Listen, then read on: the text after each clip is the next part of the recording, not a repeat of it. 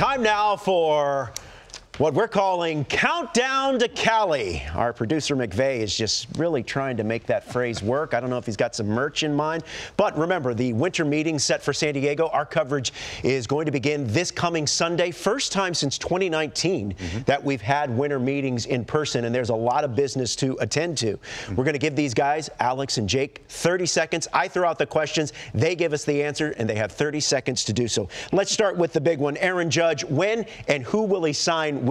Alex, who you go? Who are you going with? I think it goes back to New York, and I think it happens before.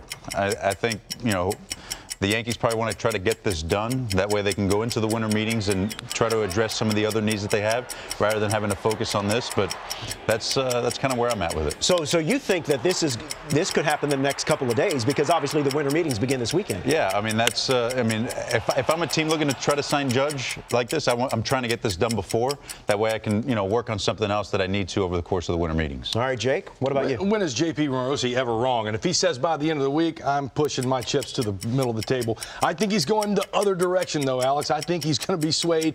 Hometown hero comes home. He goes to the Giants, and I think he goes before the winter meetings again because JP said it, and that's good enough for me. And we know he's on he's on the prowl. So a lot of pressure on JP. Right. Look, it's a lot of pressure on Aaron Judge. Yeah. But we're excited about this. We need this block to fall, and I think the winter meetings you'll see a lot of interaction. Once the market's set, you'll see the turners, and here come these shortstops. All right, let's move on. Which team do you expect to be the most active at the winter meetings? We'll start with you, Jake. I think it's the San Francisco Giants again. I think they land Aaron Judge, but they can't stop there. They need starting pitching help. We've heard that they're in on Senga. They have a lot of different right-handed options of Wilmer Flores and J.D. Davis and these guys that can play a lot of corner outfield spots. You lose a guy like Brandon Belt. You do have Brandon Crawford coming back. But to me, you can get in the mix with the shortstop equation, and you need that. The Giants, I think they have some prospects coming, but they need to get a little bit younger and more athletic. They have the money to spend, fan base ready to go. Giants most active. What about you, Alex? I'm going to go a little different here. The team we haven't really talked about yet all that much, Baltimore. I think Baltimore, after the season they had, they have some money to play with. They have some good young players. And, they've even talked about, going out there and spending some money this year, kind of capitalizing on, their guys kind of starting to peak and some of that talent that they have on that roster. And, I like the job that Brandon Hyde's been doing. He did a great job last year. And, they're a team that I'm looking to see, over the course of the winter meetings, going out there and being in the headlines a little bit and spending some money. They do have so much young talent, especially young talent that is yet to reach the major league level. Maybe they take some of that and flip for a veteran pitcher or something like that. All right, let's move on and let's talk about which pitcher do you see most likely to be in a different uniform this season? Jake, there's obviously a lot of big-ticket items out there. I think the big-ticket item himself, Justin Verlander, Cy Young Award winner, I think he finds his way into a different market. We know the Los Angeles Dodgers are in the pitcher. They're trying to figure out a way to, I know 2020 they pushed their way all the way to the top. Yeah. They've got some issues to address. Starting pitching is one of them. How do you get better than Justin Verlander in Dodger blue, changing uniforms? All right, so he says Justin Verlander, your former teammate. What about you? What pitcher do you think most likely to be in a different uniform next season? That was a good one. I was close to saying JV too, but I think it's going to be Rodon. I think the Giants had an opportunity, obviously, at the end of the season during that window to be able to talk to their free agents. They weren't able to get something done. I think it's right by Carlos to try to test the market after the year he had.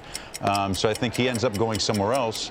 Now, I think there also is a chance, though, he comes back maybe if they lose out on the Judge sweepstakes. But, Carlos, I think, ends up somewhere else. All right, so the possibility of Carlos Rodon pitching for a third team in 3 seasons. Also this weekend, there are going to be some new members of the Baseball Hall of Fame. So, Jake, I'm going to ask you which pitcher or which position player most likely to find themselves in Cooperstown this weekend? I'm pulling for 3 of them. Mattingly is my guy. Mattingly, Murphy, and McGriff. I hope all of them get in, but Donnie Baseball needs to be in the Hall of Fame. This guy has been an absolute stud as a player and a stud in every coaching capacity that he's been in. He's beloved by Clayton Kershaw, by Cody Bellinger's, anybody who's been around him and touched by Don.